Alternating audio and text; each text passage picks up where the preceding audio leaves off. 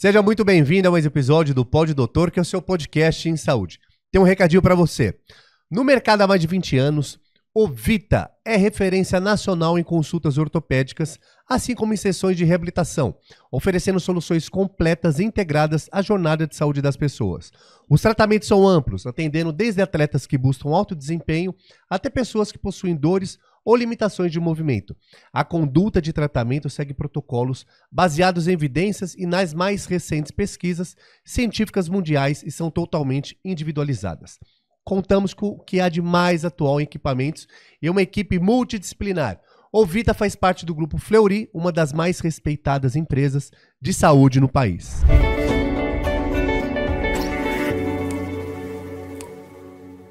Seja muito bem-vindo a mais um episódio do Pod Doutor, que é o seu podcast em saúde. E aí, doutor Sidney? Fala, Moisés, mais um episódio para você maravilhoso do Pod Doutor, o melhor podcast de saúde do Brasil. Ó, já vai se inscrevendo, já nos segue, para que a gente possa continuar levando para você o nosso propósito, que é levar informação de qualidade, informação checada, informação boa em saúde. Afinal, você sabe que a internet, infelizmente, é recheada de fake news, de informações nem sempre verdadeiras. E nosso propósito é levar para você informação boa, então não saia daí, compartilhe com quem você ama, espalhe saúde. E como é que nós fazemos para cumprirmos o nosso propósito? Trazemos aqui as maiores autoridades em cada uma das áreas que nos propomos aqui a discutir com vocês. Hoje temos aqui os fisioterapeutas, o Gustavo e a Flávia do Vita, que vão dividir informação conosco. Muito obrigado por aceitar o desafio, uma honra tê-los aqui. Gustavo e Flávia, muito obrigado. Gustavo? A gente que agradece a oportunidade de estar aqui e vamos fazer disso uma troca mesmo. Vamos conversar, vamos abrir pautas, vamos tentar entrar na parte do exercício e quebrar uns mitos de algumas coisas que muita gente tem de crença disso. Perfeito. Flávia? Bem, queria agradecer aí a oportunidade. Espero que a gente possa representar um pouquinho do serviço que a gente presta lá no Vita e vamos lá, vamos conversar. Sem sombra de dúvida. Sejam bem-vindos novamente. A pauta de hoje vai ser prescrição de exercício físico para reabilitação. Tem importância, né? Mas qual a importância do exercício físico durante a fisioterapia? Bom, posso começar, Gustavo? Manda bala, Flavinha. Então vamos lá. O exercício físico na fisioterapia, hoje, ele é o carro-chefe de qualquer tratamento. Fato que nós aqui, fisioterapeutas, a nossa área é ortopedia. Mas se a gente for falar da fisioterapia, pensando no escopo inteiro dela, o exercício físico é hoje o tratamento padrão ouro para a maioria das patologias. Fato, a gente precisa prescrever de maneira correta, dependendo da patologia, perfil do paciente, mas dentre as várias intervenções que a fisioterapia tem, o exercício físico é o pioneiro para tudo. Tá, só fazer um parênteses, então, nessa pergunta do Moisés. Então, quando você fala em exercício físico, que a gente está acostumado, né, você que está aí também, fala em fisioterapia lá dentro da clínica, né, no forno, na puxa estica e tal. Então, quando vocês falam em exercício físico, é o paciente realizando exercício através da orientação de vocês fora da clínica, é isso? Das duas formas, tanto o paciente fazendo exercício dentro da clínica, dentro da quanto clínica fora. também. Dentro da clínica também. Mas para a pessoa de casa, ela pode estar ouvindo, nos vendo e se questionando. Fraturei a minha coxa direita. Como eu vou fazer exercício físico sendo que estou machucado? Aí a gente segue toda uma parte da reconstrução biológica do tecido ósseo. A gente respeita as fases, dependendo se ela teve uma abordagem cirúrgica ou não. E ela consegue sim fazer atividade física. E exercício como um todo. Ela só tem que modular isso da maneira e da fase que ela está no momento. Não significa que ela tenha que ficar parada. Muito pelo contrário. Exatamente. Antigamente se tinha isso, né? Tive um machucado, o que eu faço? Vou descansar. Hoje a gente tem uma visão totalmente diferente disso. Então vocês estavam falando, né, antigamente tinha alguns mitos, hoje algumas coisas mudaram sobre tem uma lesão, ficar parado, né? Isso mudou um pouco, vocês vão falar sobre isso, mas e se a gente dividisse então sobre indicações, né, quais são as indicações da realização da fisioterapia aí, na questão das lesões e as contraindicações. Então Gustavo fala das indicações, Flávia fala das contraindicações. Diga, Gustavo. Geralmente, sempre que a gente tem uma patologia, alguma coisa associada ao paciente, a gente acha, fisioterapia. Mas nem sempre. Às vezes é muito por uma prevenção de lesão. Muito no esporte é vista essa avaliação da maneira inicial. Então, vai começar uma temporada de um time. Vamos avaliar para ver qual que é o déficit desse time, déficit de força, de equilíbrio. E aí vamos fazer um mapa para ver durante o campeonato se isso aumenta ou não. Ou se isso gera algum nível de lesão ou não. Aí entra muito na parte de estudo. Para a população no geral, a gente tem muito esse controle também sobre corredor, sobre pessoas que fazem atividades recreativas. Como os nossos réis mortais. Exato. Isso é muito importante, Gustavo, porque senão a gente pensa que só o atleta de alto nível, profissional, está sujeito a essas, ou tem o direito, ou o dever de procurar essa ajuda, né? Mas acho que é o contrário, né? A base da pirâmide que é a mais interessada e que vai se beneficiar mais. Porque o atleta, ele está sempre lá monitorado por um super profissional, ele é pago para isso, ele tem 100% do tempo dele disponível para se dedicar à sua própria saúde. Nós que fazemos promoção de saúde, que precisamos dessa tua fala, né? Que é o quê? Vale para todo mundo. Exatamente. E nisso, às vezes, a gente se perde um pouco, justamente pelo que você falou. O atleta, ele tá sendo monitorado. Então, ele sempre tá fazendo um check-up ali, eu tô bem nisso, tô mal naquilo. Às vezes, a pessoa tem uma demanda tão grande quanto a de um atleta, ou se expõe a um nível de treinamento parecido ou similar, e ele não tem esse controle dessa demanda. Então, a ideia da físio é tentar ajustar essas demandas para a capacidade do indivíduo e a demanda dele. Tentar sempre equiparar as duas. Nunca a demanda ser maior do que a capacidade. Senão acaba tendo lesões ou alguma intercorrência na atividade dela. O que você falou é legal, né? Porque muitas vezes você que está aí pratica tanto exercício quanto um profissional e nunca procurou esse tipo de monitoramento que vai mudar completamente a sua performance, o seu resultado. E como a gente sempre fala aqui, né? Exercício é vida e você, como atleta atleta recreativo, também tem que procurar a melhora da sua performance, com certeza, para que tudo isso faça sentido. E as contraindicações, Flávia? As contraindicações, a gente tem que partir muito do pressuposto do que o paciente tem de lesão e o que ele não pode fazer. Eu acho que é uma das perguntas mais recorrentes que a gente tem na clínica. Físio, o que eu posso fazer? Eu posso correr? Eu posso dirigir? Eu posso colocar o pé no chão? Então, dependendo do que o paciente tem, a gente vai ter as contraindicações relativas e contraindicações absolutas. Então, numa fase inicial, às vezes, da fratura de fêmur, que você deu o exemplo, esse paciente numa fase inicial, ele não vai poder fazer exercício, porque ele tem que descarregar muito peso, ficar em pé. Então, a gente vai fazer como? Vou fazer exercícios com ele mais deitadinho na maca, porque ele pode sim fazer exercícios, porém ele não pode realizar a descarga de peso. Se a gente está falando de um atleta, pegando o exemplo do Gustavo, tive um atleta que teve um estiramento, uma lesão muscular. Numa fase inicial, eu vou fazer um alongamento desse músculo? Não, nessa fase não. No longo prazo, quando esse paciente já estiver recuperado, a gente pensar um pouquinho melhor, né, nessa disposição de fibra nova que está se formando, aí a gente pensa como que a gente vai melhorar isso. Então, eu acho que a gente tem que partir desse ponto inicial. O que o meu paciente tem? Como é que ele está clinicamente hoje? O que ele não pode fazer em hipótese nenhuma? Contraindicações absolutas.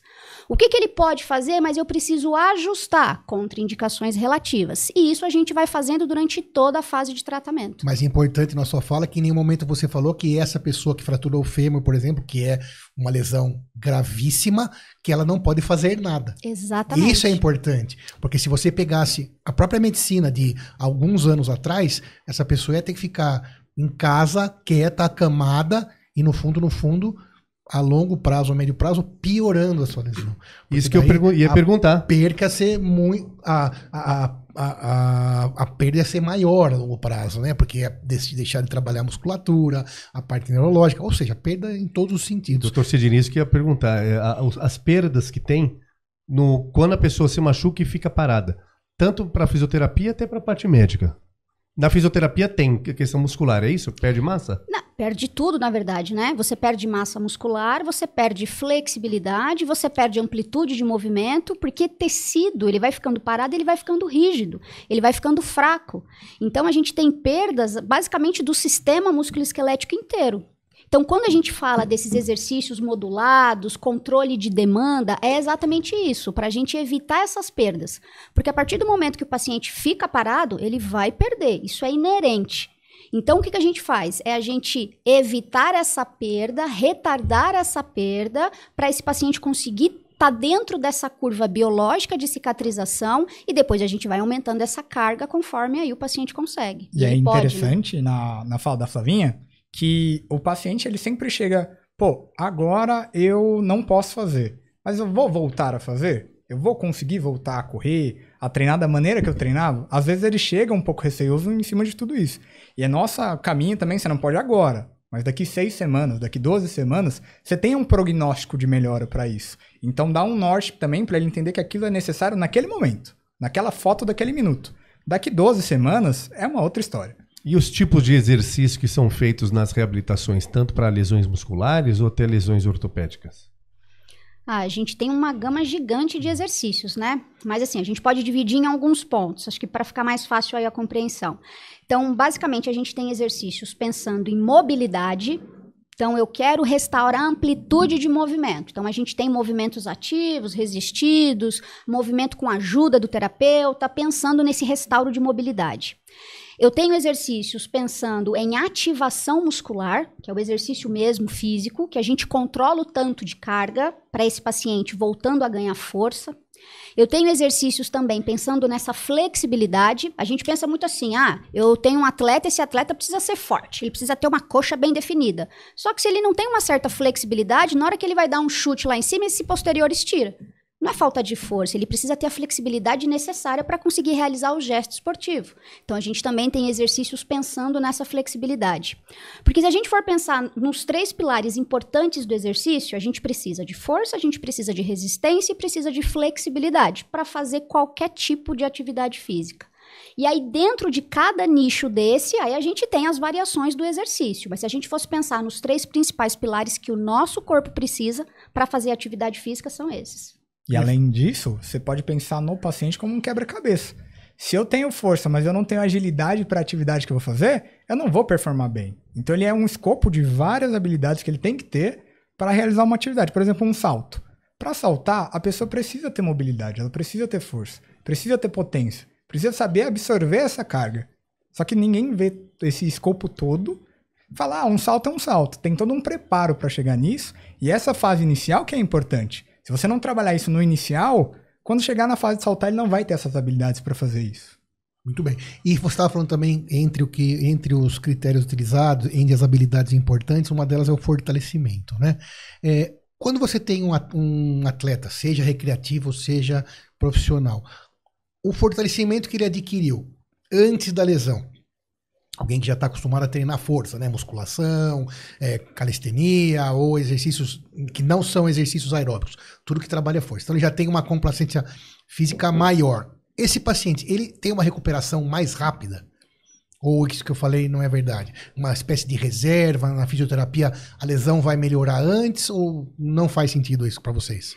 Faz sentido. Se a gente for pensar em tempo de recuperação, tempo de lesão, a gente pensa muito na cicatrização biológica. Sim. Então, lesão de tecido mole, a gente tem um tempinho, 6, 8 semanas. Cicatrização de um tecido ósseo, por exemplo, um pouquinho mais.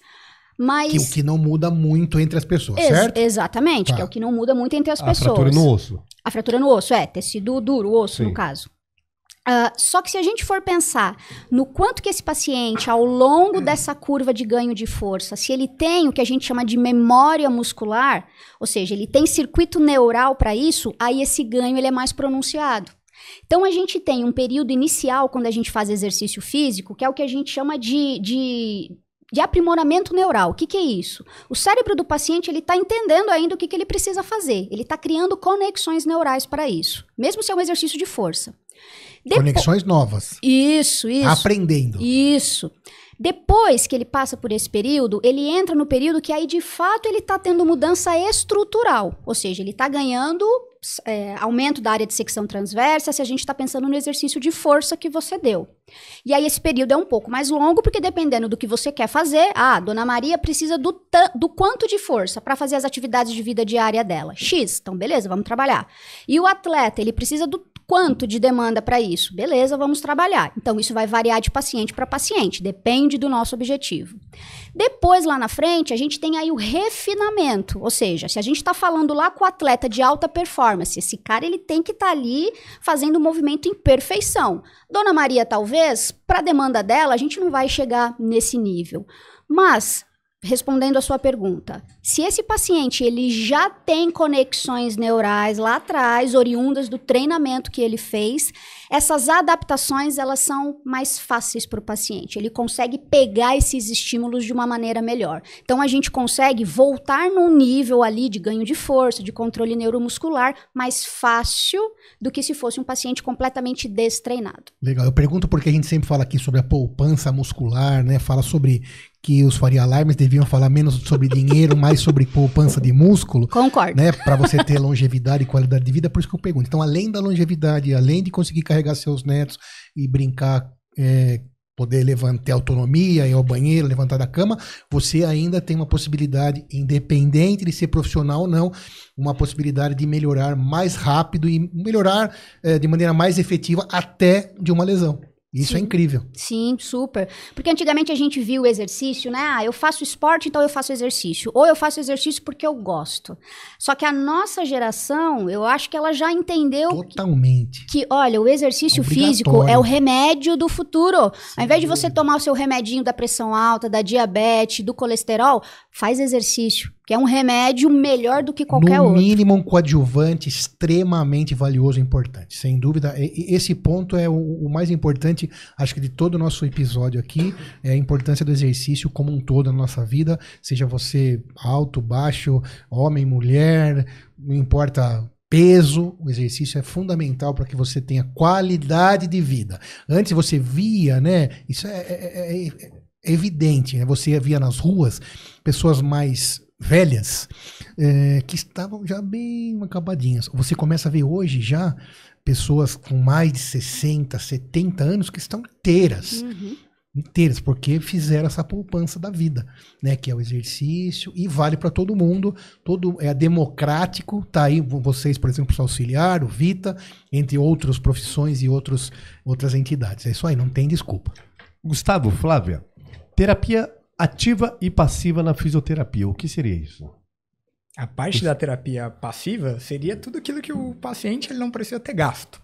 Então, o famoso choquinho, os aparelhos de eletrotermofoto, que seria ali o laser, seria ali o calor, o gelo, coisa que ele não tem uma demanda para fazer aquilo. Você fala o gasto calórico. Gasto quase nenhum, é mais feito por nós mesmo, até a mobilização articular. Essa é a ativa. Essa Passiva. é a passiva. Desculpa, passiva. A passiva... feito pelo físico. Pelo vai. físico, isso. Tá. Então é tudo aquilo que antigamente a gente pensava, pô, machucou, vamos deixar esse tecido o mais quieto possível, vamos fazer recursos para tirar a dor. Hoje em dia a gente vê sim, é importante esse quadro de dor ele ser tratado, a gente modular essa dor, mas o desfecho é o movimento. Então a gente precisa que ele comece a se mexer para aquele tecido se adaptar, que nem a Flavinha falou. Ativo. Ativo, totalmente ativo.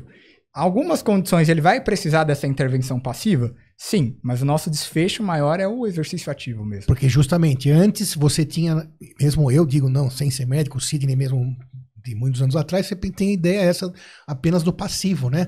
Que o fisioterapeuta mexe pra lá, mexe pra cá, e o choquinho, o calorzinho. Então isso meio que foi se entendendo que é necessário mesmo é modular o movimento ativo. Exatamente. Tanto que... Fugir de ficar parado. Isso, tanto que nessa parte que vocês comentaram agora, a fisioterapia pré-operatória, que é para você ter aquele aporte de músculo mesmo, para depois que você operar, você não ter uma perda tão grande. Então você já vai ativar aquela musculatura, você já vai ter um ganho maior ali, e depois da cirurgia você já tem uma reserva extra ali, para que se você perder, vai voltar para sua estaca inicial. Peraí. Então mesmo nos casos que tem uma indicação de tratamento cirúrgica, é então indicada a fisioterapia Pré-operatória. ativa, pré-operatória, para mais uma vez fazer uma espécie de poupança para que o desfecho seja melhor. E qual o tempo desse pré-operatório? Boa pergunta. Eu também pensei a mesma coisa. Aí vai muito da indicação do médico. Então o médico ele vai avaliar e vai falar, pô, a gente tem uma cirurgia marcada, só que por algum advento teve que mudar. Por rotina do médico, pelo próprio paciente, não dá para eu fazer agora, eu vou ter uma viagem, tô com um trabalho muito atrapalhado, eu preciso tirar férias para fazer isso. Esse tempo que ele vai ter desse gap, que pode ser 1 mês, pode ser 2 semanas, ele pode iniciar esse fortalecimento, não tem problema. O que a gente tenta fazer é não piorar o quadro da lesão ou não sobrecarregar aquela área que já está machucada. Então ele pode fazer uma ativação inicial, cerca de 1 mês, 4 semanas, que é o mais comum, mas não tem um certo tempo de pré-operatório. A fisioterapia passiva, ela além de tirar ou diminuir a dor, ela tem outra função? O próprio ganho da mobilidade. Às vezes a gente precisa fazer uma mobilização mais passiva mesmo. Até para poder facilitar a nativa? Para facilitar a nativa. Às vezes ele não tem aquele ganho final, a gente ganha aquele movimento para conseguir fazer uma extensão de cotovelo, por exemplo. Ele conseguir fazer um movimento de bíceps. Senão a gente nem conseguiria, né? Exatamente. Até mesmo a dor. Se eu tô com dor nesse movimento, eu vou tentar poupar. Meu cérebro não vai querer fazer aquele movimento. A gente precisa modular isso para chegar no ativo. E em relação a essas lesões aí, especificamente em algum esporte? Isso também é dividido? O tipo de exercício que vai fazer o cidadão que teve uma lesão no futebol, ou na natação, ou no beach tênis, que está muito em moda. Como que é isso? Também vocês separam com essa especificidade, às vezes, pensando no gestual do ombro ou do joelho, ou não faz diferença? Eu sei que faz, mas responda então, por favor, ao nosso espectador. Especificidade no esporte tem. Antes da gente pensar na especificidade do esporte, a gente pensa na especificidade da lesão, né? Então, quando chega para nós um paciente, olha, esse paciente, ele vai operar o LCA. Ele operou o LCA. Então, automaticamente na nossa mente LCA a gente... é no joelho, tá bom, pessoal? Ligamento cruzado anterior do joelho. Muito comum aí para machucar. Então, na nossa cabeça, a gente já sabe, eu posso fazer isso e eu não posso fazer isso. Então, a lesão dita para nós o que a gente pode ou não pode fazer, indicações e contraindicações de exercício. Depois que a gente pensa nisso, aí a gente pensa no perfil do nosso paciente. Como é o meu paciente? É a Dona Maria, 70 anos, ou é o meu atleta de 20? Então, essa é a segunda modulação que a gente faz da nossa prescrição de exercícios. Então, essas duas coisas meio que acaba sendo o nosso norte para saber o que a gente faz e quando a gente faz. Tá, mas então, você consegue dar um exemplo do rapaz de 20, né, que se lesionou numa batida, num trauma mesmo, ou da senhora de 70 que se lesionou em casa? Qual tipo de exercício que ela vai fazer dentro ou fora? Me conta a história dos dois, como funciona isso. Acho que isso que é a curiosidade de quem está nos ouvindo e o que vocês devem ter muito lá no Vita. Acho que mais o de 20, né? Óbvio. Mas como que funciona para uma pessoa já de 70, por exemplo? O que vai acontecer na vida dela? Como ela vai poder ajudar? Né? Como será isso? Então vamos lá. Vou criar 2 exemplos Isso aqui mesmo. e aí qualquer coisa o Gustavo complementa. Boa. Eu faço isso muito nas minhas aulas. Então vamos pensar na Dona Maria, 70 anos, que colocou uma prótese de quadril. Então fez uma cirurgia, colocou ali uma prótese, o que ela pode ou não fazer. Então, para a Dona Maria, que a gente sabe que é um paciente idoso, o processo de cicatrização é um pouquinho mais lento do que um jovem, a gente já não vai fazer coisas com uma demanda muito alta para ela. Então, essa Dona Maria, numa fase inicial, ela vai fazer os exercícios de força, mas a gente vai escolher grupos musculares onde a gente sabe que a gente não vai atrapalhar a cirurgia que ela fez lá no quadril. Então, a gente vai fazer coisas com essa paciente na maca, na cama, né? Se for um home, por exemplo. Depois, essa paciente sentadinha, a gente vai fazer algumas coisas. A gente vai trabalhar um pouquinho de descarga de peso com dispositivo auxiliar. Quando essa paciente ela já tem um mínimo de condição necessária, ela pode fazer a físio com a gente lá na clínica e a gente, desse ponto, a gente vai partindo para coisas mais ativas, respeitando biologia da cicatrização, o tipo de cirurgia dela. Então, a gente é mais, não vou dizer conservador, mas a gente é mais cauteloso em como progredir exercícios com a Dona Maria. Mas vai progredir também. Mas vai progredir. Em algum momento ela vai poder voltar a dar fazer a... como eu diria antigamente, era Cooper, agora mais uma caminhada mais efetiva, ela vai conseguir voltar à vida normal dela em casa com certeza. Sim, vida normal. Isso é importante. Se a gente for pensar agora num outro perfil, num perfil jovem, vamos pensar no quadril, mas vamos pensar numa patologia agora comum do atleta. Vamos pensar no impacto femoroacetabular, que é quando você tem ali um excesso de osso no quadril que te atrapalha, te causa dor, e aí você vai lá e faz um procedimento cirúrgico. Então, esse atleta, até pensando na patologia dele, a gente já consegue ser um pouquinho mais... A gente consegue fazer de uma forma um pouco mais ativa a parte de reabilitação. Eu não quero falar termos como mais agressivo, porque não é essa a palavra, mas a gente consegue ter mais opções, mais ferramentas para trabalhar com ele. Então, esse atleta, muitas vezes, ele vai chegar para nós, ele não vai precisar ficar ali acamado muitos dias, porque o corpo dele tá bombando ali para poder fazer a cicatrização. Então, é um paciente que chega para nós e a gente já consegue fazer um treininho de marcha com ele, com dispositivo articular. Esse paciente, ele já pode fazer um trabalho, às vezes, numa bike, com uma carga leve. A gente já consegue fazer um trabalho ali de ativação muscular. E pensando no jovem, pensando no atleta, o paciente, ele é inteiro, né? Ele operou um quadril, mas ele tem um quadril do outro lado, ele tem joelho, ele tem pé. Então, a gente, para não perder o condicionamento desse atleta, a gente trabalha igual, como se ele não tivesse nada, o lado contralateral. Então, a gente vai fazer força para a perna do outro lado, a gente vai trabalhar braço por outro lado, para a gente não descondicionar tanto esse atleta. Então, se a gente for pensar nessas duas principais características, os dois pacientes eles vão evoluir dentro do processo natural de cicatrização. Mas a dona Maria, 70 anos, a gente vai estar ali mais cautelosinha com ela, e o atleta, se ele responde para nós as demandas, a gente vai jogando ele cada vez mais para a exposição do movimento. Perfeito. Surgiu também uma pergunta aqui. Então, a dona Maria, ou o atleta de 20 anos, ou você que está aí ouvindo, ou todos nós, não temos apenas São Paulo, não temos apenas os grandes centros. Vou falar uma coisa, vocês me corrijam. Então, o profissional fisioterapeuta, como o médico, como o dentista, como os outros todos, eles estão disponíveis em todos os lugares do Brasil e do mundo, né? Não estão disponíveis, não tem a mesma distribuição. Mas a gente estava falando aqui da bike dentro da clínica, da mesa, da maca dentro da clínica. Mas um fisioterapeuta que não tenha toda essa estrutura vai conseguir ajudar também a dona Maria lá do Acre, que se lesionou e precisa de ajuda. Ele vai conseguir prescrever para ela alguma coisa, né? Ou seja, ela deve procurá-lo, imagino que sim, ele vai conseguir ajudá-la também dessa forma, mesmo não tendo equipamentos, às vezes, tão de ponta como temos no Vita, óbvio. Como seria para essas pessoas? O que vocês sugeririam? Esse acesso? Digam. Eu acho que nesse ponto a gente tem que entender que o paciente, às vezes, ele vai ter algumas barreiras na própria casa dele. Então, por exemplo, não posso subir a escada. Minha casa tem escada. E aí, não vou subir a escada? A gente tem que sempre pensar na forma de adaptar isso e transformar para a realidade do paciente. Então, eu preciso subir uma rampa, mas eu tô de andador, eu tô de muleta. Como que a gente vai pensar nisso? A gente sempre vai tentar adaptar para a maneira mais fácil para ele. Mas se isso não for possível, a gente vai tentar preparar essa capacidade, ver o que a gente consegue fazer ali e modular isso. Não necessariamente você precisa ter um ultra equipamento para fazer exercício. O ultra equipamento vai ajudar muito. Ajuda mas muito. Não é o essencial. Obrigatório, né? Sabe o que é? Se você me permite, né? Até porque é um papo descontraído. Eu falo isso muito em aula, o Gustavo já me ouviu falar isso. A gente fala para os nossos alunos, né? Que a gente dá aula junto. Pensa que vocês são físios pobres.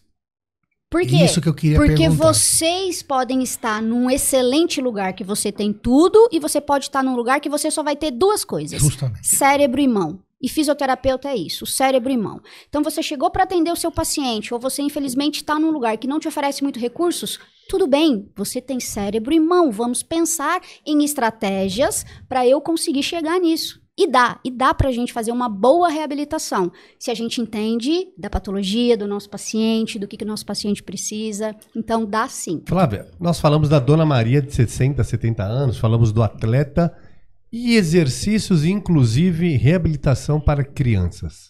Boa pergunta. Gustavo, o que você disse? Então, antigamente tinha esse mito também. Sim. Criança não pode fazer exercício. Não pode fazer nada, Que não vai pode fazer crescer, musculação, só pode brincar da Será que rua é e por isso fazer que eu não esporte. cresci? Então tem muito disso. Não pode porque vai atrapalhar o crescimento. Não pode porque vai atrapalhar o desenvolvimento. E na realidade é muito diferente isso. A gente vê que a atividade física para criança, ela ajuda até mesmo nessa parte neural, de capacidade neural, de contração muscular. Dá um repertório muscular para ela ali. E deixa ela muito mais saudável também. Então o exercício físico ele é indicado sim. Que a gente tem que tomar cuidado com a dosagem. É uma criança. Você tem que entender que a capacidade física dela é diferente da de um adulto. Você não vai colocar 50 quilos para ela fazer um agachamento que ela não tem nem aporte ainda para aquilo. Mas ela consegue fazer os mesmos exercícios com carga diferente Com o mesmo agachamento. Mesma Exatamente. coisa. Só precisa modular. Exato, a gente pode mudar isso até em duas Dona Marias diferentes. Uma Dona Maria que praticou atividade física a vida inteira. Que agacha com 50, Exato. E a Dona Maria que nunca fez atividade agacha física. sem nada. Então, basicamente, mesmo tendo a mesma patologia, a mesma lesão, as duas vão ter demandas totalmente diferentes. Isso você tem que adequar para a capacidade da pessoa. Isso é individual. Aí a gente avalia na hora. Lógico que a idade, ela dita muito isso também, pra gente não ter essa sobrecarga naquele momento, mas não tem nenhuma contraindicação. Quer dizer, a idade dita apenas o tipo de exercício, mas Isso. jamais indica Não o fazer exercício. O tipo e a Mas carga, né? O Gustavo falou da infância, mas como se comportaria agora sem ser uma pessoa lesionada? Né? Na infância, então, a criança está liberta, está autorizada, vamos dizer assim, a fazer todo tipo de exercício. Óbvio que ela pode se lesionar como um adulto, então tem as limitações da idade. E o idoso?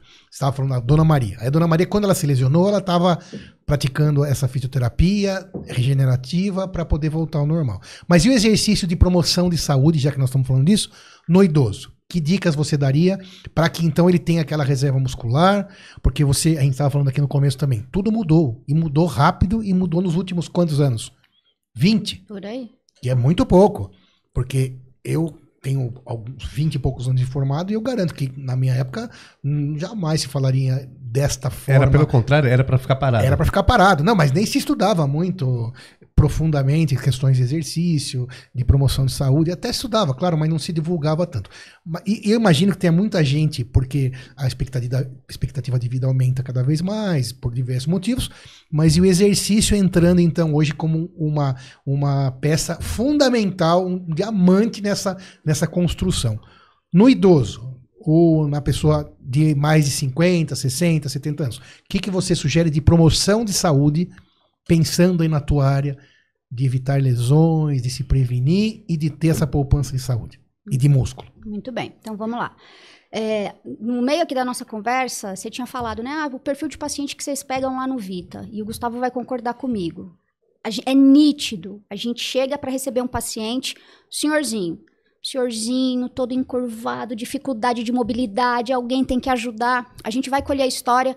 E aí, senhor João, o que o senhor fez da vida? O que o senhor fazia de atividade? Nunca fiz nada. Prestem atenção nisso. Se você ouvir isso, já vai ter sido valioso esse episódio para você. Aí a gente tem o outro senhor João. O senhor João chega, e a gente tem muitos exemplos reais aqui na nossa mente. O senhor João chega, aqui todo rígido, senhorzinho. Mesma idade. Mesma idade. Quero fazer exercício, porque o que o senhor fazia, seu João 2? Eu corri durante muitos anos, eu joguei tênis durante muitos anos. Então, a gente vê não só do ponto de vista de biotipo, mas aqui, ó, de cabeça, como é diferente. Mesma idade, porém teve um curso de vida completamente diferente. Um com exercício, o outro sem. Esse paciente que chega para nós que não fez atividade, quais são as queixas dele? Eu sinto muita dor na lombar, muita dor no quadril. Quando a gente vai avaliar, gente, o músculo hipotônico, molinho, murcho, não tem músculo, pequeno, não tem músculo ali. Você vê ali o paciente rígido, você vai fazer um trabalho de correção postural com ele, o paciente não consegue. Diferente de um paciente que, por mais que é idoso, que você sabe que naturalmente, né, o processo de senescência, você tem ali a diminuição das capacidades físicas, mas você percebe que ainda tem alguma coisinha ali.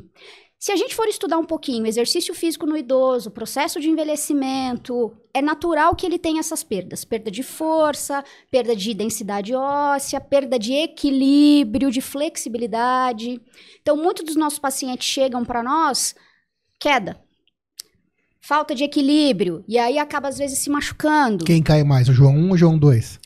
O João 1. Muito mais, né? O João 1, que cai bem mais. Então, que é uma das maiores causas de internação e até óbito em idosos. Exatamente. Aqui começa pela queda, né? Exatamente. Isso porque a gente está falando só de lesão musculoesquelética, né? Porque se a gente coloca esse idoso acamado, porque ele vai ter de comorbidade, de pneumonia, e aí a gente começa a falar um monte de coisa. Aí vem daquela recuperação que a gente falou há uns 20 minutos atrás, do músculo ajudando na recuperação de tudo, de tudo. Exato. Então, é importante que a gente pense em ganhar força, porque força é o que faz a gente conseguir fazer as nossas atividades, ponto. A gente precisa de flexibilidade. Meu paciente idoso, ele precisa pegar um copo na prateleira. Se ele não tem flexibilidade para fazer alcance, não vai conseguir fazer isso. Nosso paciente precisa de equilíbrio, e equilíbrio não é só, eu vou colocar meu paciente em cima de uma bolinha mole. Não, equilíbrio é um conjunto de um monte de coisas que o nosso corpo faz. E a força é uma delas, por exemplo. Consciência corporal, muitos deles chegam para nós, eu tô ficando curvado, eu não era assim, eu quero melhorar isso.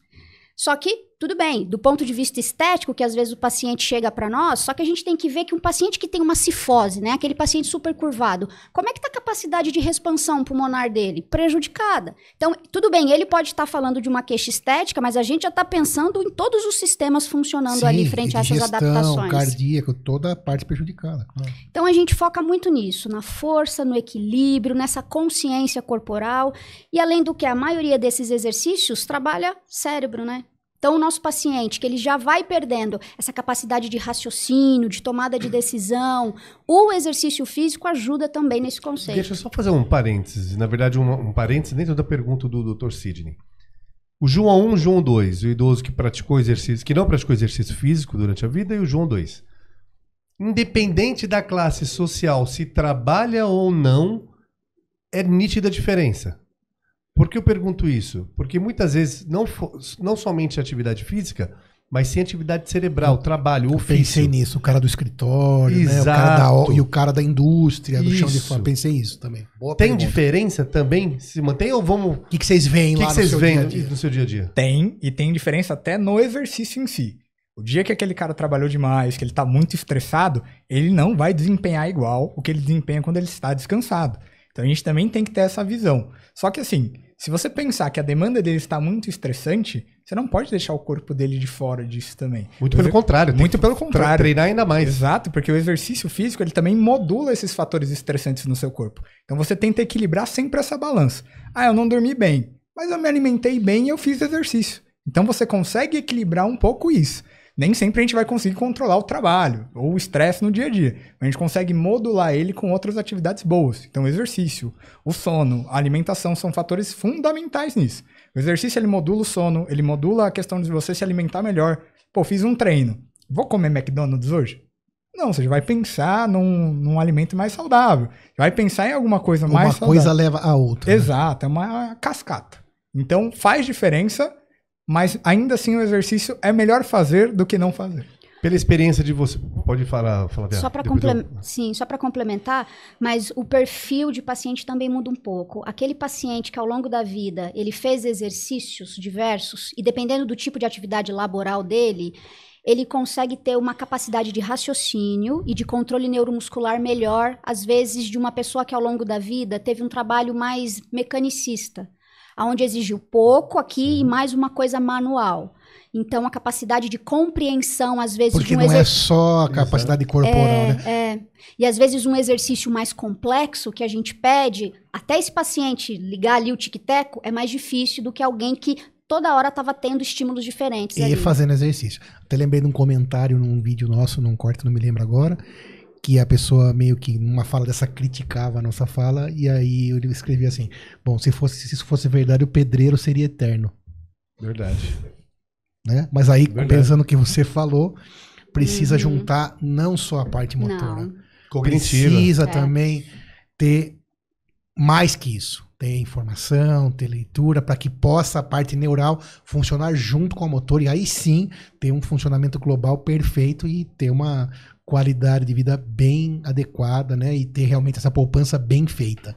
Né? Isso vai fazer diferença. Tem mais João 1 ou João 2? Na vida ou no Vita? Na experiência de vocês. Como é que eu não entendi sobre Tem mais o João 1 ou o João 2? Ah, boa. Puxa, tá apertou ele. Eita! Bom, eu acho que pela... No Brasil, então, vamos dizer, vai. No Brasil... Ou no Vita, vai. Não, Vita, a nossa amostra ela é enviesada, porque a gente tem muito sim, mais claro. João 2. Exato. Mais o cara que treinou a vida toda, né? Mas eu acho que nível Brasil... Mas vocês não começaram direto no Vita, né? Não. E lá na Santa Casa que você esteve? Exato. Lá você vê um perfil... Lá é João 1, total. Mais João 1.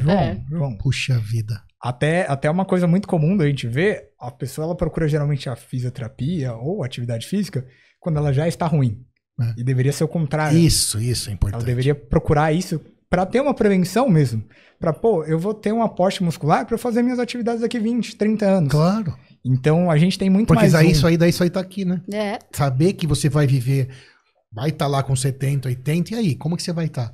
Agora, aproveitando também essa fala de vocês, e o João 1, lembrando, o João 1 é o cidadão que nunca fez exercício, tá todo travadão, pouco músculo, mas ele tem saída? Sempre tem. Sempre tem. A gente brinca que só não tem saída pra morte. Pro resto, a gente não vê. Lógico, um paciente idoso... Como que você trabalha, então, esse João 1? Então, como que você tira ele desse marasmo, desse sedentarismo, desse estado, pode dizer, estado ruim? Sim. Né? Como você tira? Tem que ser algo palpável. Se você pedir pra Boa. Se você pedir pra pessoa, você vai começar com 50 flexões. Ele não vai fazer. Ou vai nadar. Ele vai se frustrar. Aonde eu vou nadar? Tem que ser algo que se encaixe É. no dia a dia dele. Então não adianta você tentar fazer algo mirabolante porque não vai dar certo. Pequenos passos são melhor do que passo nenhum. Você começa a subir no primeiro degrau. Aí você vai pro segundo. Depois de um tempo você fala, eu caminhava 500 metros. Eu tô caminhando 2 quilômetros. Eu tô correndo. Eu tô indo pra academia. Então acho que o passo inicial é o mais importante. Você dá essa consciência de que ele precisa. Aí parte dele entender que ele precisa e da nossa parte auxiliar ele nisso. E tem que ser uma coisa prazerosa também, né, gente? Porque uma coisa é, me machuquei, eu preciso fazer a fisioterapia. E talvez o que é mais difícil para nós, e a gente sempre fala para os pacientes, a gente tá indo de alta e agora precisa manter isso aqui. Aí a gente tem o serviço de pilates, de preparação física, só que se o paciente ele não pegou o fiozinho da meada, de que ele precisa daquilo, ele vai falar, tá bom, beleza, eu faço. E ele não vai fazer. Então, se ele consegue achar uma atividade física que ele goste, é um meio caminho andado. E como ele pode fazer manter isso? Tentando. Ele vai para bike, vai para corrida, vai para o que ele puder, para escada, para o transporte e vai achar. Uma hora você vai achar e aí vai começar a ficar prazeroso. Uhum. Porque durante o exercício você libera hormônios que você vai estimular o teu sistema nervoso de maneira altamente prazerosa. Até endocannabinoides, hoje é aprovado que tem receptores endocannabinoides que a gente estimula quando a gente faz exercício. Vocês que fazem também, né? Pra você que faz, você sabe. Você vai correr. Ninguém acorda às 5 horas da manhã falando, oba, vou correr. Isso não existe, imagino eu. Exceto para os profissionais, talvez. Porque daí talvez eles pensem no boleto, vai. Mas acho que nem ele. Não. Só que, mesmo quem você não acorda assim, começou, depois de uns 15 minutos, aí a gente teve aqui um colega que daí falou, você entra no flow. Parece que aquilo flui. Você entra num fluxo e aí fica excelente. E se deixar, você corre 2 horas, né? Então, quando a pessoa conhece esse estímulo, conhece esse estado, vai ser muito mais fácil dela procurar novamente, e novamente, e novamente, e novamente, e se aprimorar e cada vez mais poupar, né? E ter um ganho assim incomensurável, né? Que não dá nem para medir. Quando ela estiver lá com 60, 70, ela vai lembrar, e os dois vão lembrar, um de maneira boa e outra não tão boa. Mas o que não é boa, que tá naquele momento, mas tem salvação também. Mesmo não estando bem, né? Dá para começar tudo de novo, mesmo com 70 anos, e se adaptando no primeiro degrauzinho, e com 1 ano, de repente, ter mudado tudo. Uhum. Né? E voltar à sua vida mais prazerosa possível. É isso aí. E aí, Moisés, aprendeu bastante? Obrigado, pessoal. Sensacional. Muito obrigado. Gustavo, Flávia, deixem uma mensagem final sobre esse assunto tão importante para quem está nos ouvindo. Gustavo, diga o que você gostaria de deixar para nós aí de recado final. Gente, comecem o exercício. Acho que esse é o primeiro ponto. Eu acho que dessa conversa, se tiver plantado alguma raiz ali, para vocês iniciarem, vocês vão ver que o percurso é muito melhor ao longo do tempo. Sensacional. Flávia, mensagem final. Exercício físico é movimento e movimento é vida. Então, da Dona Maria até o atleta, do João 1, do João 2, exercício físico salva vidas. Então, pratique. Boa. Gustavo, Flávia, Vita, sorte de todos os pacientes que os têm como profissionais. Muito obrigado pela presença. Por doutor, compartilhe, espalhe saúde. Obrigado mais uma vez a vocês. Obrigado a você que nos ouviu. Obrigado, pessoal do estúdio. Obrigado, Moisés. Obrigado. Por doutor, compartilhe, se inscreva, permita que a gente continue levando para você informação boa. Até o próximo episódio. Obrigado.